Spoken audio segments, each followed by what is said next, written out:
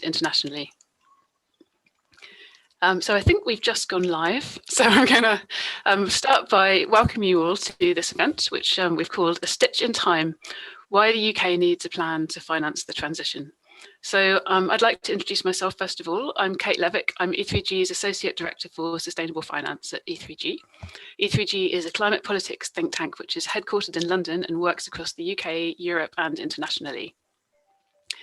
So climate change has become a mainstream financial issue, and the UK is seeking to become an international green finance hub. This year, the UK will publish a net zero strategy, which can potentially provide the policy signals that will mobilise financial flows to meet the UK's decarbonisation and resilience goals.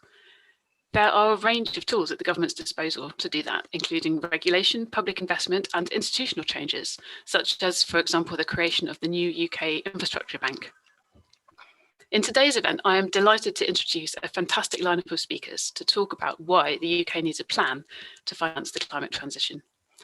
So first of all, we will hear from Chris Stark, who's the Chief Executive Officer of the UK Climate Change Committee. He'll give our keynote presentation today. And we'll then be joined by an expert panel, which includes Dimitris Angelis, who's a Senior Visiting Fellow at the LSE Grantham Institute, Ingrid Holmes, who's an Executive Director at the Green Finance Institute, Matt Scott, who's Senior Director for the Climate and Resilience Hub at Willis Towers Watson, and Steve Waygood, who's Chief Responsible Investment Officer at Aviva Investors. So thank you very much to all of our speakers for joining us today. So first of all, I'd like to introduce Chris Stark. Chris is the Chief Executive of the UK Climate Change Committee, which is the independent authority on tackling climate change under the UK's Climate Change Act, offering expert insight into the challenges of reducing UK emissions and adapting to the changing climate. Chris has previously designed economic policy in Whitehall, including in Treasury and in Bays, and was Director of Energy and Climate Change in the Scottish Government, leading the development of the Scottish Energy and Climate Strategies. So Chris led the Climate Change Committee's work to recommend a net zero target for the UK, and since then he has directed detailed analysis and advice on the UK's path to carbon neutrality.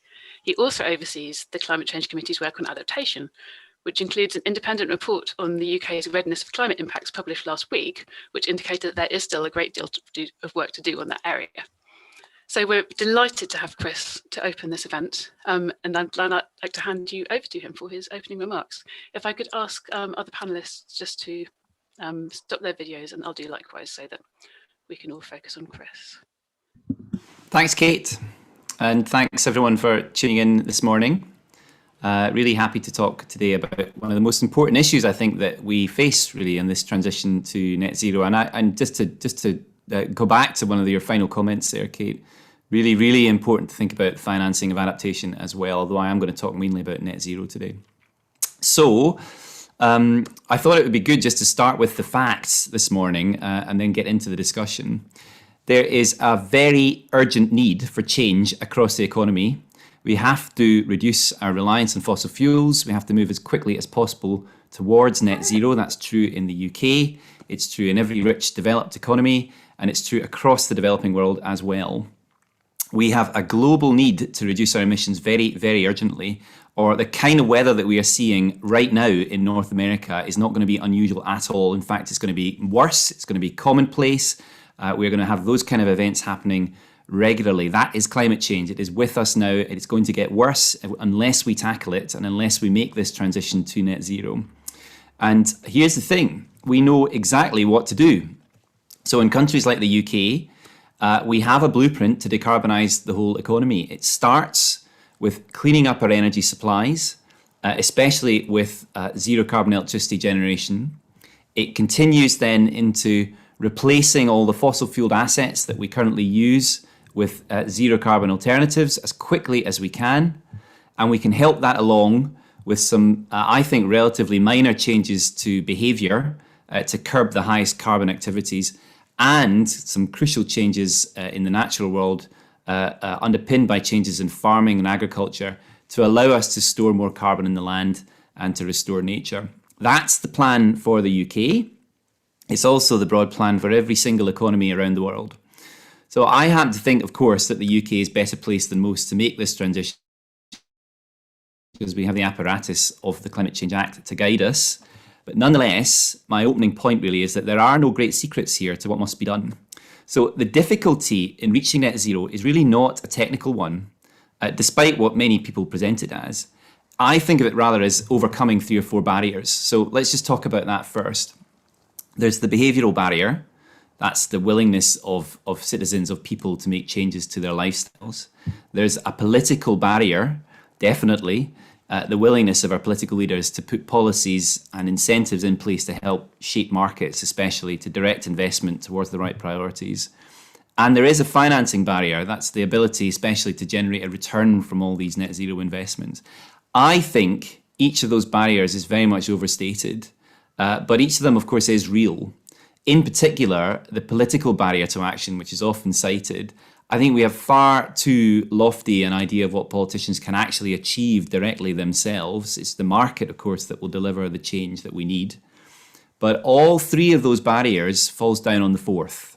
And that's the failure to imagine that we can do it, imagine that it can be done, and that it's worthwhile, of course, that we do it at all. So for me, despite all of the progress recently on net zero, that's still the biggest challenge that we face. It needs to become a mainstream outlook that this is a practical and an achievable transition.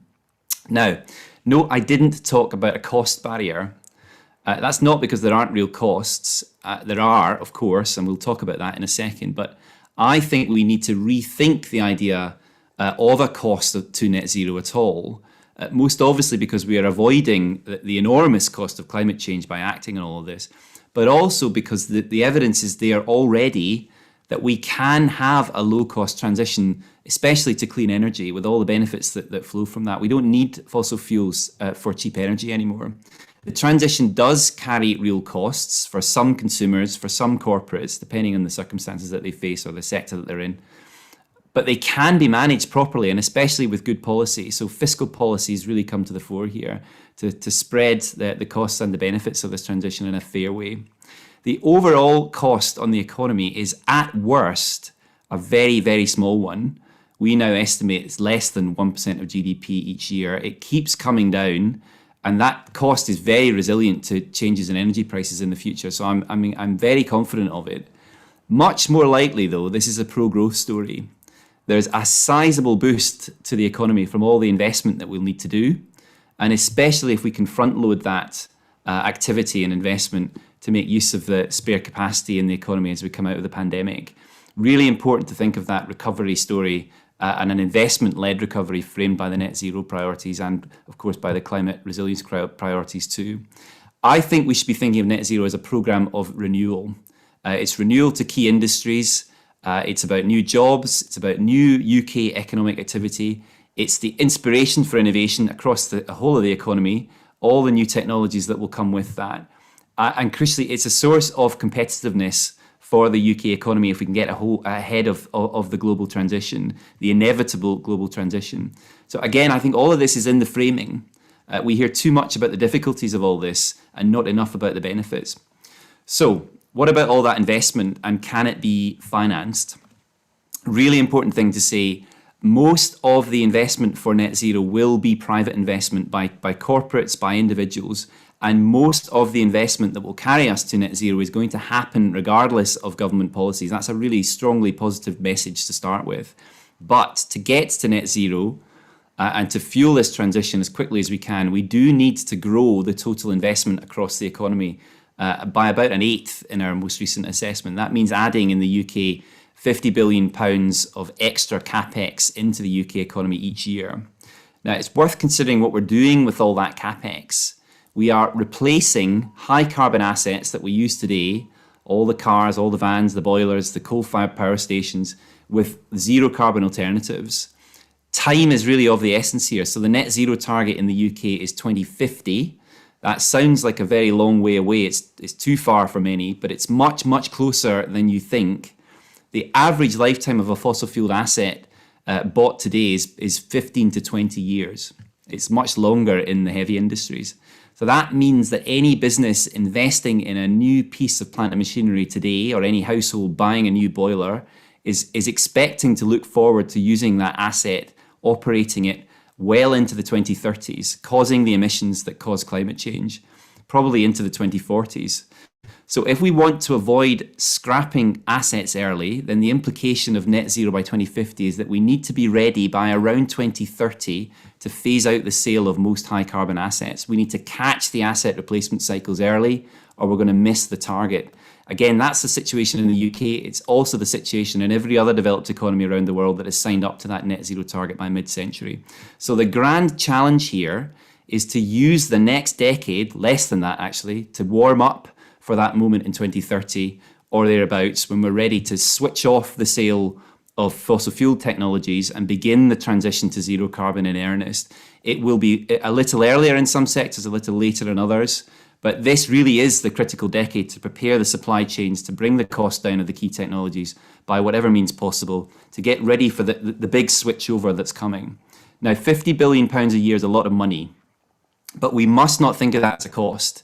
It's an investment with two very big payoffs. Obviously, the carbon payoff, but secondly, the reduced fuel and the better operating costs for the UK economy in making those investments. As we use much more energy efficient technologies, we'll be spending less and less on fuel across the economy, switching to cheaper and cheaper green electricity as the main fuel source, and also as a happy benefit, becoming more energy independent in the UK, bringing energy activity back to the UK that we presently import. So there's a big upside from all this capex, from all this capital expenditure that we need to make, all of which means that I think it can be financed as long as there's some careful thought and planning about how to do it. And that's what we found last year when we brought together a panel of experts from the finance community. They told us that mobilising the investment required is achievable, particularly with the depth of the UK's capital markets, but it needs effective policies to bring certainty to the transition for investors, also to smooth out uncertain cash flows from the investments, just as we have done successfully with renewables in this country, with offshore wind especially, and also with onshore wind. Crucially, if we get that wrong, policy risk is going to drive the cost of capital to be much too high. Flipping that around, effective policies can bring down the financing costs. So we estimate from £17 billion a year to just £3 billion a year. So think of that kind of clarity, that certainty from government on the plan for decarbonising each sector of the economy is absolutely essential, not just in driving the transition, but in driving a low cost and financeable transition to net zero overall. That's why we keep saying the UK needs a strategy for net zero. So just to wrap up and to open up the discussion, just a few insights from that work that we did last year on net zero and on financing the transition. Firstly, government can make net zero projects and plans investable by increasing the predictability of cash flows with policies like the contract for difference for renewables, or preferably through stronger carbon pricing. So that's the kind of number one, that's the bedrock upon which everything is built. Secondly, we can encourage the kind of market innovation that we need to deliver the net zero finance, as long as we have the clarity about the plans for each sector. So sector-specific plans from government, sector-specific policies that suit those sectors. That's the importance of the net zero strategy for the UK that we need before the COP. That will allow everyone in the market to understand what they should do next. Thirdly, through financial regulation, also through better rules for financial disclosure, we can reveal to investors the value destruction to balance sheets of the climate risks and the value creation of net zero. So we should make net zero targets and plans mandatory for the financial institutions because of the simple scale of the financial risks here. Fourthly, alongside all of that, we can encourage financiers to grow their own expertise and their literacy on climate financial risks, and of course the opportunities from net zero. That's absolutely essential, and that's the importance of events like this. And lastly, just to go back to that international theme that I opened up with, that's going to dominate, of course, the next few months' discussion in the run-up to COP. We think the UK can build and help to build the international frameworks that will accelerate the global transition and the global financing of net zero through the leverage we have in the city, but also by very straightforwardly demonstrating to the world that the UK has a meaningful plan for net zero, and of course that low-cost finance is available for all the investment that we need. In the end, I think that is the most important message we can bring to COP26, and that is, of course, how we overcome that failure to imagine that we can do this. That's the message I hope we'll have to take to Glasgow in November. So I'll stop there. Thanks very much. Great. Well, thank you very much, Chris. And thank you for starting us off with a real kick and a strong call to action. You talked about the work that was done last year. I think you were probably referring to the Road to Net Zero Finance report that was released alongside the 6th carbon budget, if I'm correct about that. And it sounds as though you're certainly wanting to take forward a number of the recommendations from that work. Given that you also talked about the UK's ability to help set international standards, do you want to make any more suggestions for how the UK could best use the sequence of meetings and events that we have coming up? Obviously, the UK is the COP26 president this year. We know that the net zero strategy is going to be published. We know that next year there'll be a point for reviewing the current green finance strategy and potentially taking things forward there. So how do you think the UK can best use this sequence?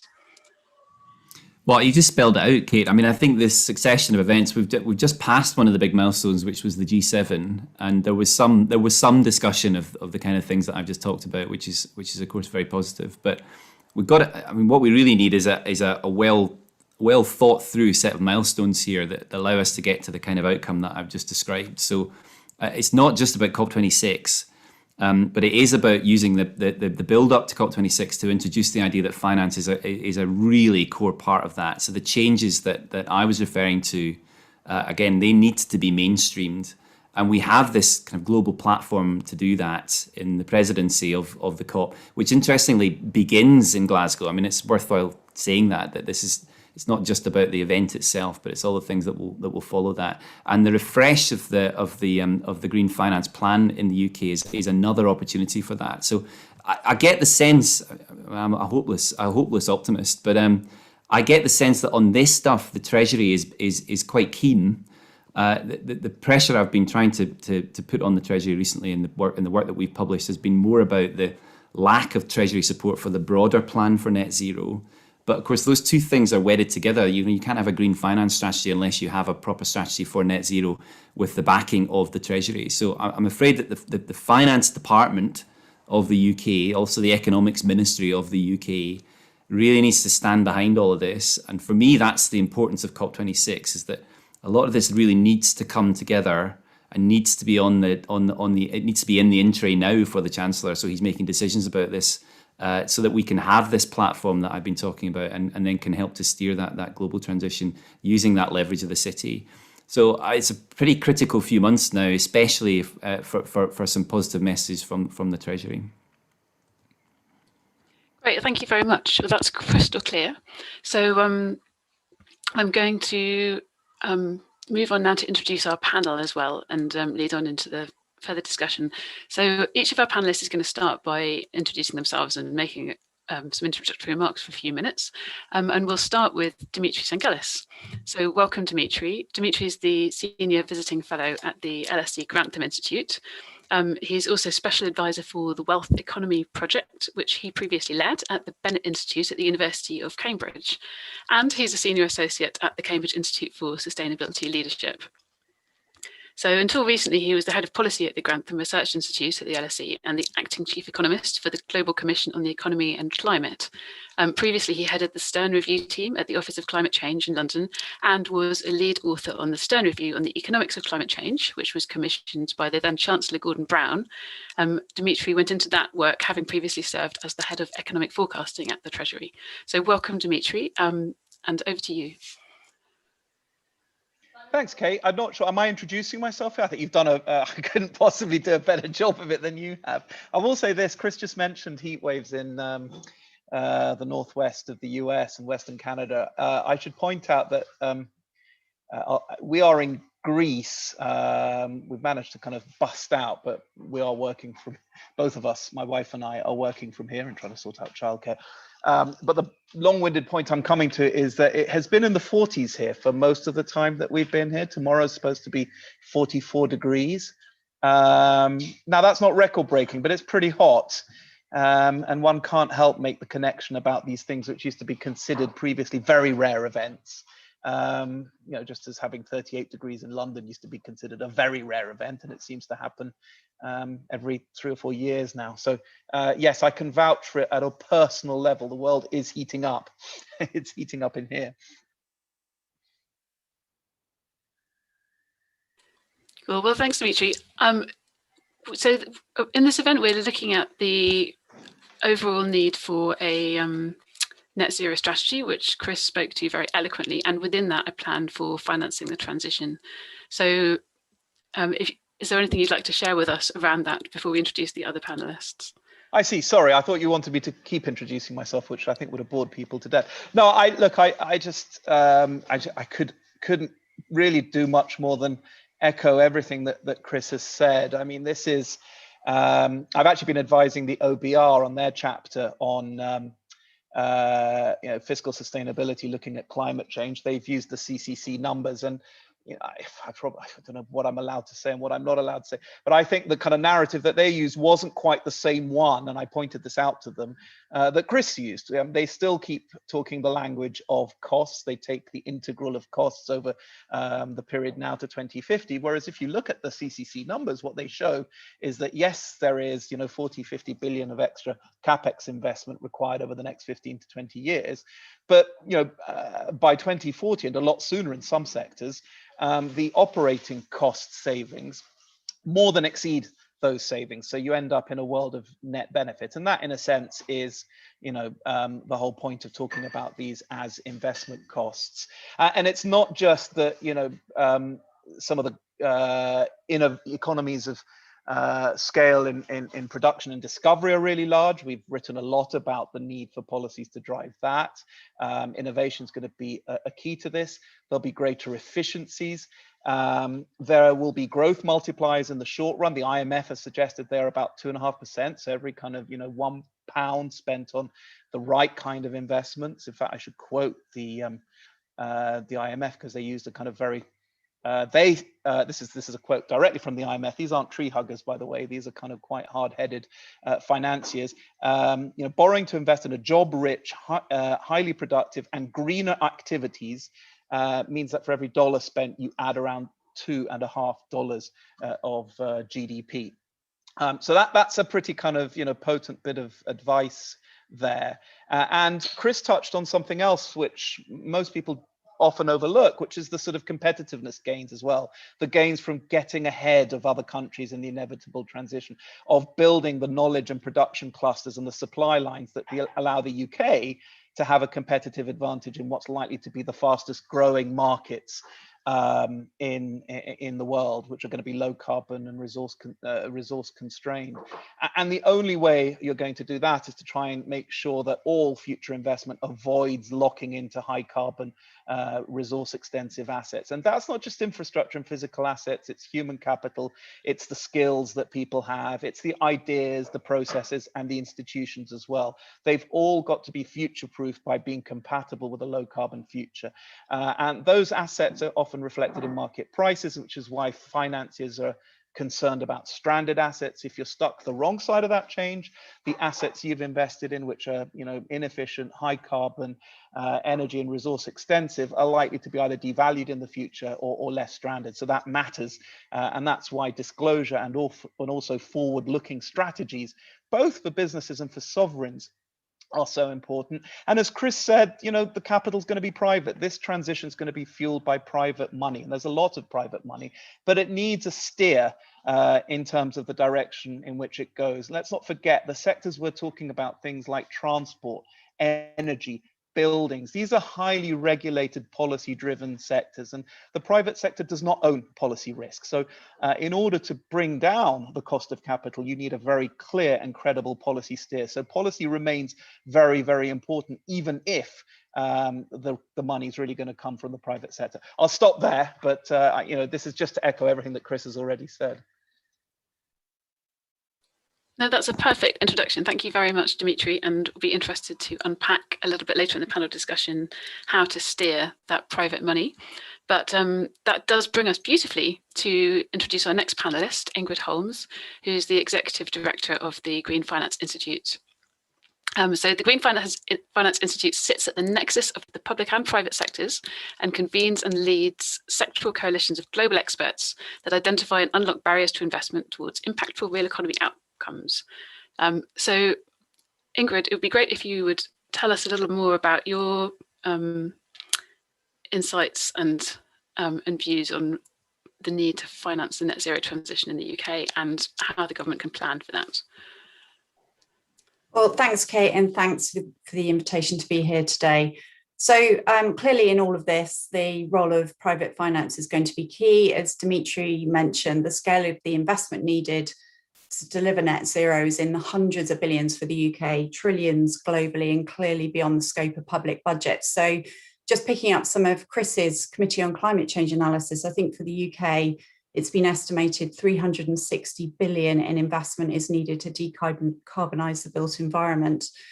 But we do have all those private savings that need to be put to productive use. And of course, asset owners, managers and banks are setting net zero goals and saying they want to be part of the transition.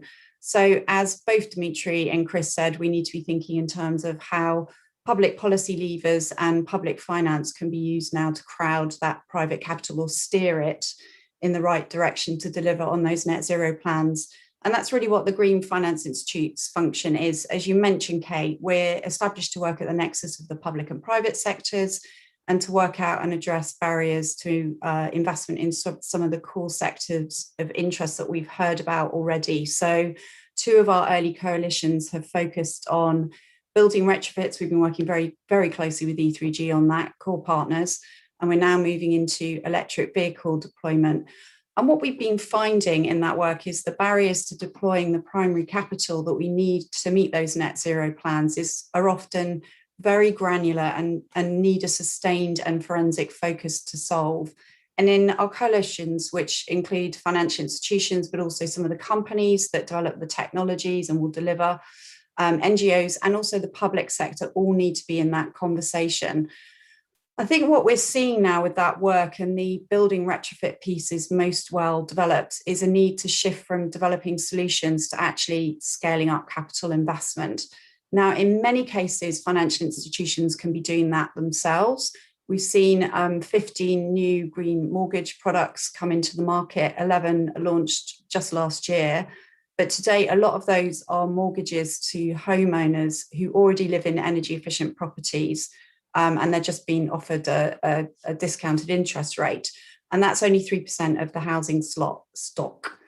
Where we need to get to is that other 97%. And what we're hearing from banks in particular is, to echo Chris's comments, of course, there's still a lot of work to do to create demand, and government policy is going to be key. So what are the carrots? What's the fiscal policy here, the sticks, the regulation?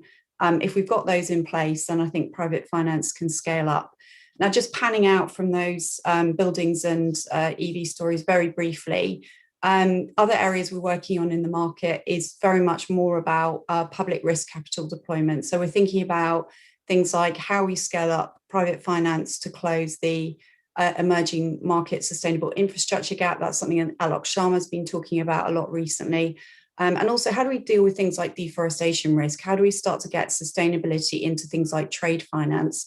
We're seeing a huge amount of interest from financial institutions there, but the question is, where's the public funding coming from to get these projects and initiatives off the ground? Whose balance sheet? And I think it's here we hope the UK Infrastructure Bank, now it's up and running, alongside progressive fiscal policy, will be able to play an active role. Great, thank you, Ingrid. So if I can oversimplify it, it's very important for public sector and public investment to be a part of the solution in order to really mobilise private markets at scale. Yeah, it's back to how do we use the public capital and public policy to deliver the risk-adjusted returns that will be needed to encourage private finance, and it's all about where the returns are coming from. Great, thank you. So here to help us answer this question, we have our next panellist, Steve Waygood, who is the, we're going to Matt Scott next, who I think can also help us answer this question, who is the Senior Director for Climate and Resilience Hub at Willis Towers Watson. So Matt brings more than 2 decades of experience at the intersection of climate finance and sustainable business. He was previously working at the Bank of England, where he created the formative physical transition and liability framework for climate-related financial risks and led the bank's climate hub. In 2018, Matt was seconded to the government, where he led the development and the launch of the UK's Green Finance Strategy, which was published in July 2019. And as we've noted earlier, is going to be up for review next year following the publication of the Net Zero Strategy. So over to you, Matt. Great, thank you, Kate. I'll certainly do my best to add some thoughts. I'm sure Steve will follow with his afterwards, and obviously great to hear Chris and Ingrid and Dimitri too.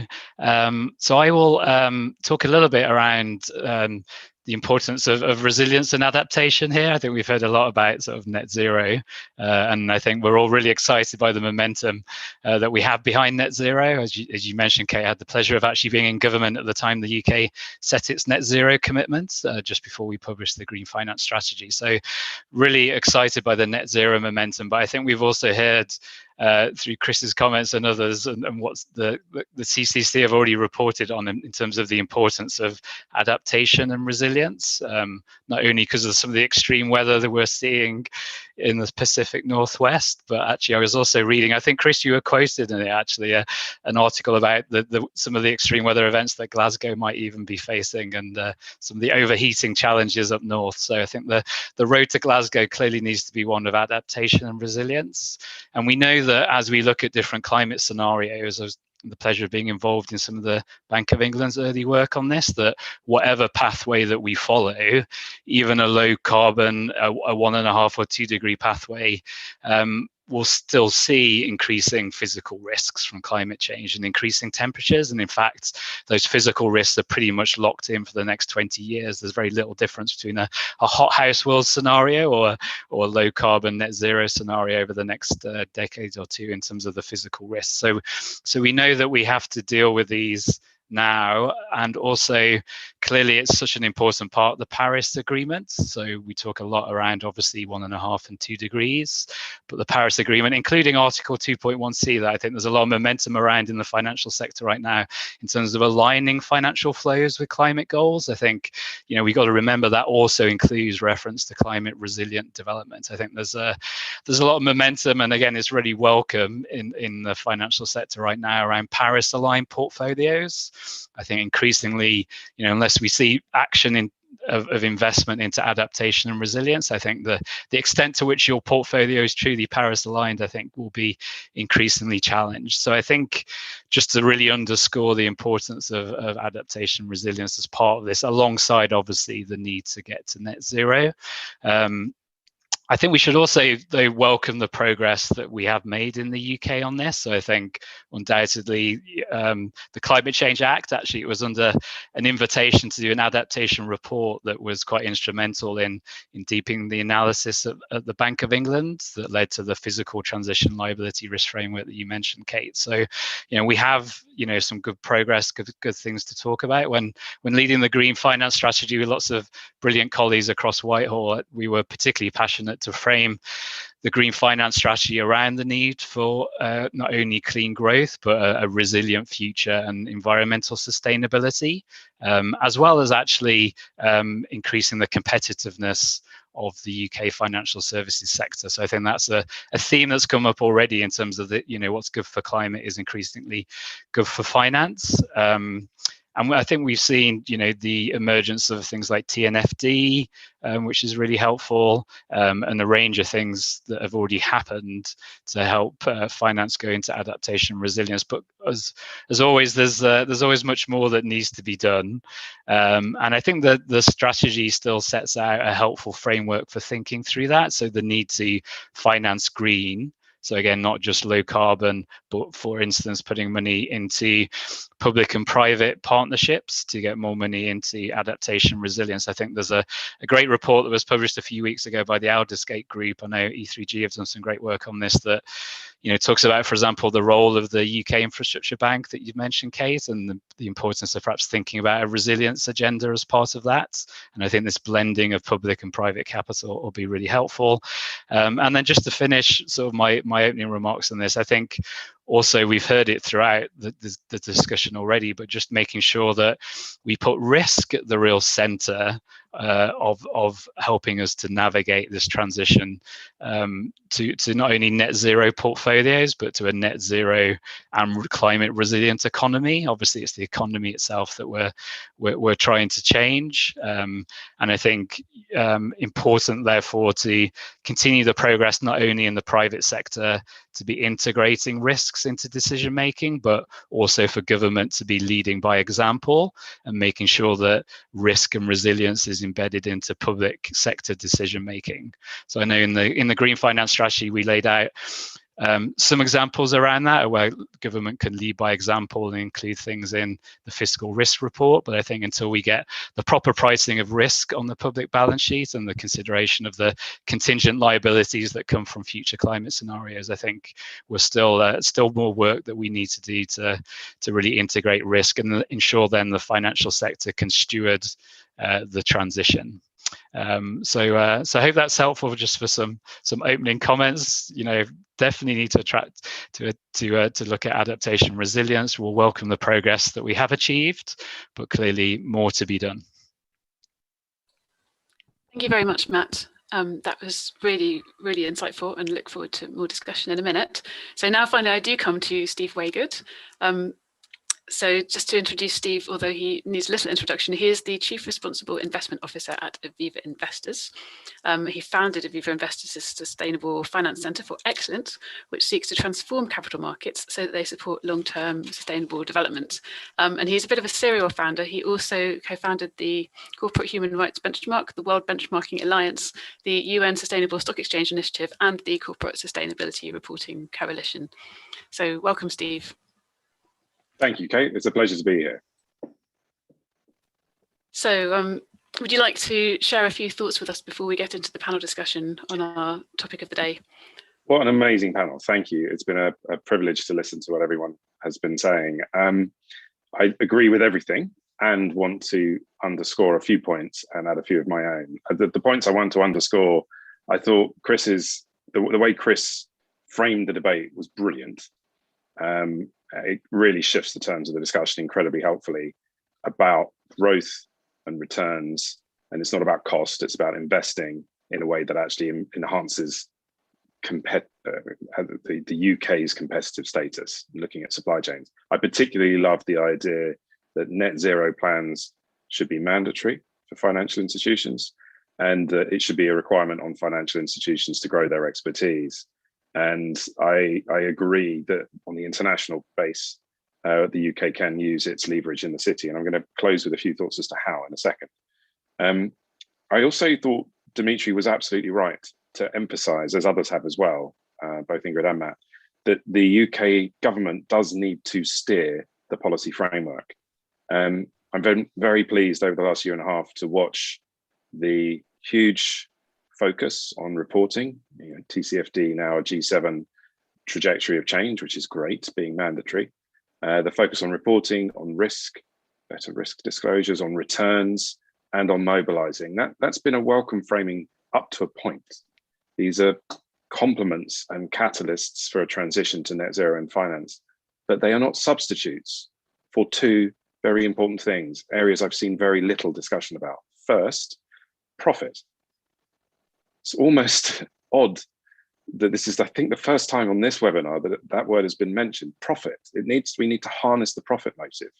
We need to align incentives. We need to align the costs with the right people. The polluter should pay.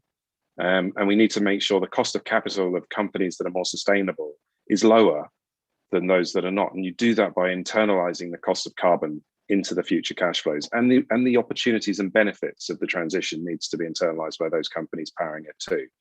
And as Dimitri's work in 2006 put it, for Lord Stern, climate change is the world's biggest market failure.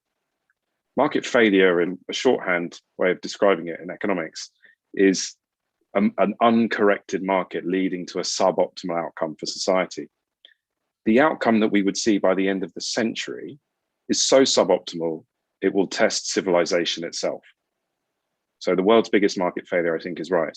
The problem I think we're finding with a lot of the policy discussion is that it goes out to 2030, maybe 2050, but it's the existential crisis north of 2070 that we as an insurance sector player face, as does therefore every other sector within finance, and therefore other sectors too. If we face an existential crisis at 3 degrees by the end of the century, I think that the costs are trivial in comparison to the benefits. And I haven't heard enough of that yet, the physical risk that we're all facing. It is a profound irony to me as well, when you look at the international financial architecture, so this is the second broad point, that it was all created post the Second World War at Bretton Woods and since Bretton Woods in order to improve economic interaction of economies so they would never go to war again. So economic growth and greater economic global interaction was to address world peace and to make it a more peaceful society globally. Now that has worked broadly. We haven't had a third world war since then. We certainly haven't had a Europe-wide war, as the OECD was originally built to stop. But the profound irony is that the way we've generated that greater economic growth, improved our global well-being, is now causing potential crises ahead of us. I'm choosing my words very carefully here, because I think it could precipitate civil unrest, civil war, potentially a third world war. The way that we are currently growing our financial system, our economic system globally, isn't helping world peace anymore. It's actually, if we get to 3 degrees, 74% of the world's population will not be able to live where they do today, because midsummer temperatures will be too hot for the human body to cope. As Dimitri alluded to, the kind of temperatures that we're seeing every day are still, well, they pale in comparison to where we would be at 3 degrees. The human body, many people will have to migrate. We've seen what that does to global stability and peace. So I think we need to revisit international financial architecture very quickly. I think we need to look at the regulation of financial services, banking regulation and investment. We need to then look at how they're controlled at the national level, then the international standards framework, the global regulators, and the entire multilateral financial system, and ensure that it is fit for purpose when it comes to the challenge of this century, which is harnessing global markets to deliver an orderly and just transition to net zero by 2050. And at the moment, the approach that I've seen, even though I'm on the FSB TCFD, which has been a wonderful thing to be part of, we need every financial institution, whether it's the governance structure of the international financial architecture or banks, insurance and investment, doing everything they possibly can to power a transition to net zero. This is a crisis, and we should move onto a campaign footing. And I'm not feeling enough urgency yet. Even at G7, at G20, or in the approach to COP, reporting, risk, and returns are not harnessing the profit motive, and they are not harnessing the international financial architecture. It is urgent. We need to get on with it. Back to you, Kate. Great. Well, thank you very much, Stephen. Thank you for bringing in the international dimension. So I'd like to now turn to questions to all of the panel. You're all very welcome to put your cameras back on. And we also have the opportunity for audience to ask Q&A as well. So I'm going to kick off with a first question. And my question is really going to be picking up from what Steve was just saying. So at both the domestic UK level and at an international level, there is a need to send a very strong signal about the need for rapid change to the financial sector. So what types of signals will most effectively do that? And I'm going to start by coming straight back to you, Steve, as a financial sector practitioner. And then I think we'll move probably backwards in order through the panelists in the reverse order that you spoke, if that's okay. Thank you, Kate. Thank you to the other panelists too. Matt and others have referred to the green finance strategy. Chris mentioned it was going to be refreshed. And I think I remember the first day, it was amazing that the Treasury was convening the conversation 3, 4, maybe more years ago. Until that point, green finance wasn't a conversation that was hosted at the Treasury. In fact, it was difficult to get in. So the first strategy has been good. How do you green finance? How do you finance green? It's a really good framework. But day one, meeting one, when we talked about fiscal intervention, fiscal measures, harnessing the profit motive, changing the cost of carbon so it was internalized, that was taken off the table for debate for that strategy. We were told fiscal intervention was not fit for the conversation. Now that hobbles the whole process from the off. We need to reopen the conversation, refresh the debate, and return to what are the fiscal interventions, tax and subsidy, market mechanisms like trading schemes. What other regulations and directives do we need in other sectors to internalize the cost of carbon? For example, in the fossil fuel sector, other sectors in Europe have an extended producer responsibility obligation. They have to finance part of the waste that they generate at the end of the life.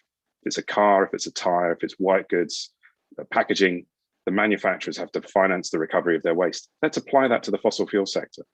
That would generate enormous money for the carbon capture sector, which is obviously the bit that's missing. We don't need more voluntary carbon markets in isolation of mandatory demand to use them. So I think we need to revisit the green finance strategy. And as Ingrid said, there are lots and lots of very detailed interventions that need to be applied to each real economy sector. Very granular, very thoughtful, and we need to not shy away from that. But harnessing markets, changing the international financial architecture, its regulatory framework, and harnessing the transition. I shouldn't not mention Rishi Sunak writing to Andrew Bailey to change the mandate of the Finance Policy Committee and the Monetary Policy Committee. Absolutely brilliant. We now need every finance ministry to have exactly the same conversation with their chancellor everywhere in the world. That kicks it off, but it's another 1,000 miles we've got to go. It's just one step in that direction. Thanks, I won't carry on, Kate, but I could. No, that's a great start. Matt, what are your suggestions on specific ways to galvanise the private sector to finance the transition? Yeah, I mean, firstly, I can agree with Steve more that ultimately there's only so much the financial sector, and indeed having been a financial regulator, there's only so much you can do without strong, supportive government policy, and undoubtedly, especially as we get to some of the hard to abate sectors, then having fiscal support. And we've seen, Chris mentioned at the start, contract for difference and other things. We've seen what that can do in terms of offshore wind and solar technologies. So undoubtedly, just reinforcing what Steve said. I think there is a need. My experience at the Bank of England, really, there were sort of two main inflection points in terms of how regulators can think about this. So just integrating the financial risks to, an individual investment portfolio or loan book, which obviously has been the sort of the focus of disclosure to date. I think, though, the increasing focus now around systemic risk is really important. So that the role for the financial sector to not only think about its own risk, but also the role that it can play in stewarding the economy as a whole to get to net zero, and also, I keep adding this, a climate resilient economy, right? Because ultimately we need to design the financial system to get the economy as a whole and to become a steward of capital. So I think, again, in the UK, we've got a UK stewardship code. I know regulators now are beginning to convene. There's a UK sort of regulator stewardship group that are beginning to think about this concept of stewardship. But I think it was certainly a theme of a big event that we had with about 1,000 participants a month or two ago of banks, asset owners, insurers, about this concept of a more proactive strategic stewardship role for the financial sector to help us get to net zero and a climate resilient economy. So that would be the bit I would add to this, the importance of stewardship. Brilliant, thank you, Matt. So moving backwards, I think we get next to you, Ingrid. Thanks, Kate. So I'd agree with all of that. Of course, I think it just comes down to sector-specific pathways, doesn't it? So targets are great. They indicate the size of the market, but where are the returns coming from? How is the policy going to support that? Taxonomies, we're starting to see some of those. The UK is introducing one that can help, but where are the risk-adjusted returns is my question. So just to give you some examples from the work that we're doing, electric vehicles, we're doing lots on charging infrastructure. There are plenty of very profitable opportunities there, but who pays for the less profitable charging infrastructure in the more remote parts of the UK so that we get a UK-wide network? With water, big adaptation issues there. How do we ensure the investments needed to deal with the reinforcement of the water network? It can't just be based on what the poorest members of society can afford to pay. Just a couple of examples. So what I'd like to see from the green finance strategy is just much more of what we saw a slither of in the last version, which was the Green Homes Grant Finance Fund, I think it was. So trying to promote retrofits in buildings. We basically need sector level pathways, don't we, for each of the other important sectors that my fellow panelists have outlined. Great, thank you. And back to you, Dimitri. Thanks, Kate. Picking up from where the others have left off, in terms of policies, I could sort of read off the list of policies that I think are essential to drive a transition from carbon pricing, standards, regulations, well-capitalized infrastructure investment bank, support for R&D, support for deployment, and so on. The point here is that there isn't a single kind of magic option or sort of silver bullet. It's the coordination and coherence across the board of policies that matter. And in a sense, the mood music and the signals are almost as important as the details, because the way to galvanize change is to change expectations, to shift expectations from one of kind of cost, which is going to motivate a lack of coordination, to one of opportunities and self-interest, provided that, the facts support that change in expectations. And in a sense, the reason I mentioned the OBR was not to sort of in any way castigate them for kind of, focusing on costs. It's because organizations like the OBR can be very influential in steering expectations. And of course, if the private sector or even politicians feel that low carbon investments are going to be costly, that becomes a self-fulfilling prophecy, because lack of investment then means the costs don't come down and the finance stays niche and the new markets don't grow. So it's not just the policies, but it's the kind of the sense that there will be a continuation of policies. And in that sense, that's why something like the Climate Change Act and the carbon budgets are so important, because they lock in a degree of accountability. Whereas sending mixed and muddled signals is a sure way to put off the private sector. And history's on our side. 10 years ago we talked about cars and electric cars and renewables as being eye-wateringly expensive. There's an article from The Economist in 2014 talking about how we'll never move to renewables. We all know now that whether we give two hoots about the climate, as a result of the investment that's already been made and the limited policies we have already seen, we are now going to have cheaper, more productive, better cars and cheaper energy, electricity. And these aren't trivial sectors. And it's just the beginning. So, a focus on the opportunities and the returns, and a steer from government, recognizing that this is about growth, it's about innovation, it's about productivity, and it's about competitiveness, is that sort of magic cocktail that allows a country like the UK to steal a march on its competitors and the firms within the UK to become future-proofed and resilient to an ever more resource-constrained and a low-carbon global market. Great, thanks, Dimitri. And now coming back to you, Chris. So earlier on, you said that the financing barrier was overstated. So presumably that's in the context of certain obvious things that the government should do next. So do tell us what those are. I mean, there is lots and lots and lots and lots and lots of things that the government should do next. But I mean, I really, really agree with what Dimitri has just said. It takes a collection of things to get this right. And the thing I was thinking as we listened to the panel there is that my kind of main objection actually when it comes to financing issues is that they're somehow separate from the policy issues. You see that definitely from the Treasury right now, that somehow we can do this with finance and then over here we'll do this with policy. Of course, all these things are linked.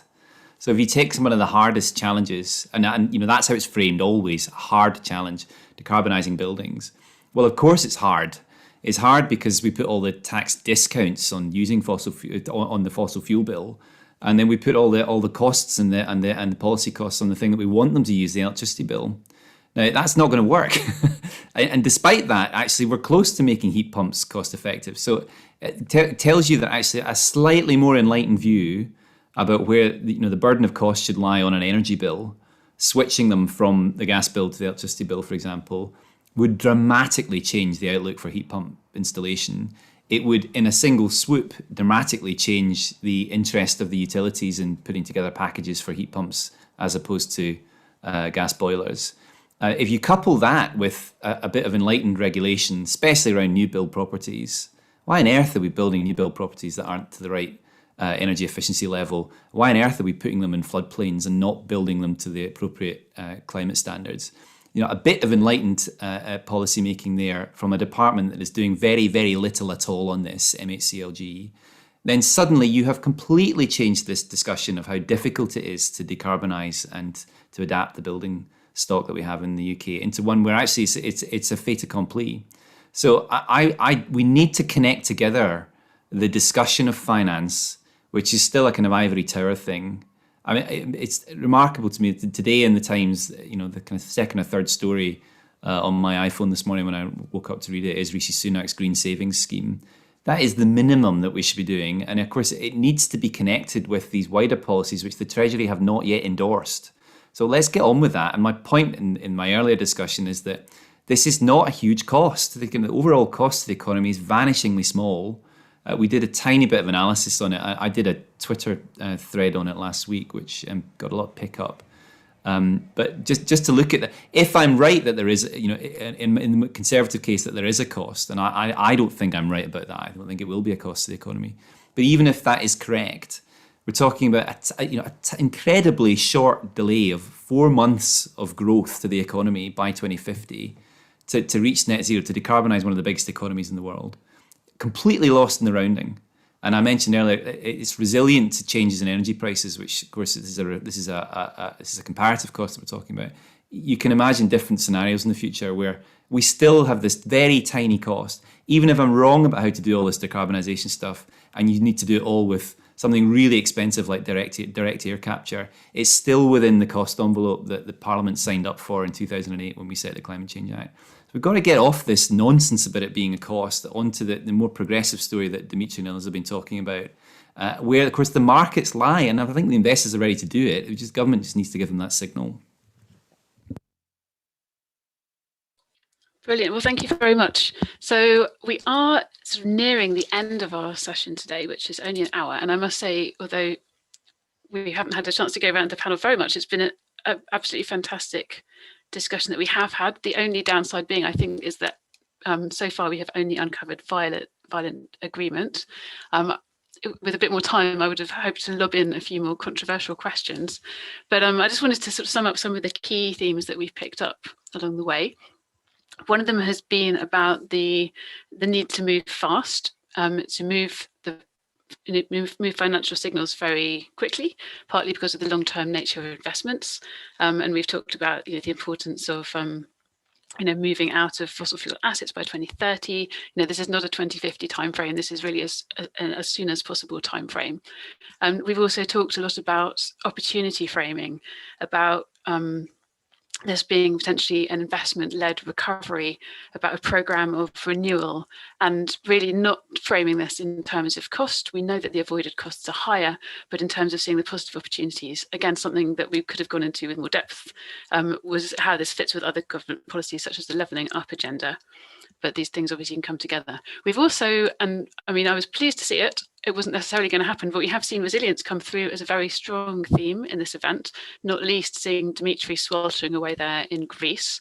And I think it's clear how important it is that an approach to resilience to physical risks is integrated into the UK's plan for net zero. And loud and clear from our speakers has come across the importance of the UK government and the state role in what happens next in setting our strategy, in really making sure that policies are coherent across the board, that fiscal policies support regulation, and that this is really integrated into the way that the government runs its own finances and economic planning, that we look at fiscal risk in the public balance sheet, for example.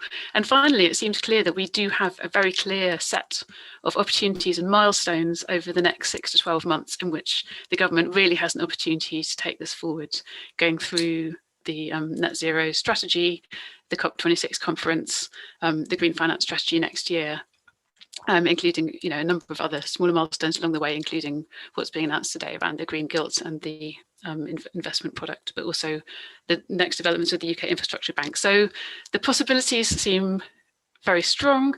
The way forward is clear. I'd like to thank you all very much for